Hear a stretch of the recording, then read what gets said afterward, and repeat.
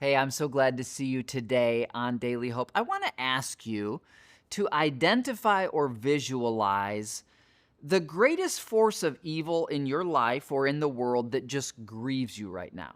Maybe it's cancer, maybe it's a person, maybe it's war, genocide, death, the loss of a loved one, any form of evil and death and pain that grieves you. I want you to identify that.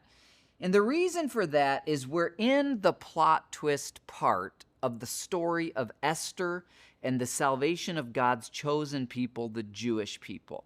Now, the villain is this guy named Haman. And the hero, the ultimate hero of the story is God, but the heroes of faith who God uses are this young woman named Esther, who God had created everything about her so she'd be chosen to be the queen, and this godly man, Mordecai, who had raised Esther. He adopted her when she became an orphan. Now, here we are in chapter 7, and what's happened is when Esther did go to the king, and he says, "What do you want?" She says, "Come to a banquet."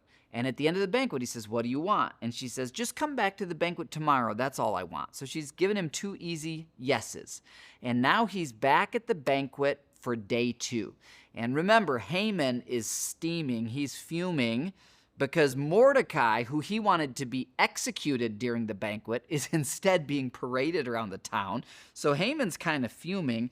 And then the king asks during banquet 2, Esther, "What is it that you really want?" Now she's going to answer very boldly, very directly, and she's got the king's attention and affection.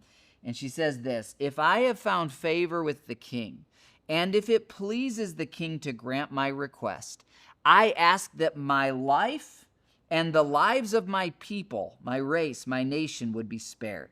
For my people and I have been sold to those who would kill, slaughter, and annihilate us.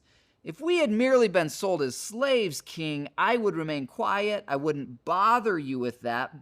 And then the king says, verse 5, "Who would do such a thing? Who would be so presumptuous as to touch you?" Now, tomorrow we'll see Esther's answer. But the point is this. Remember we talked about tactfulness earlier?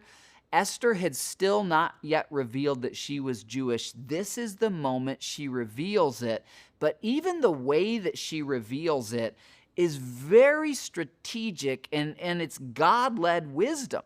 That she doesn't just say, "Hey, you know that plan to kill all the Jews? I'm one of the Jewish people." She says instead, "King, here's my one request. If I have any favor in your sight, please spare my life and the life of my people, because we've been sold as slaves to people who would kill, slaughter, and annihilate us."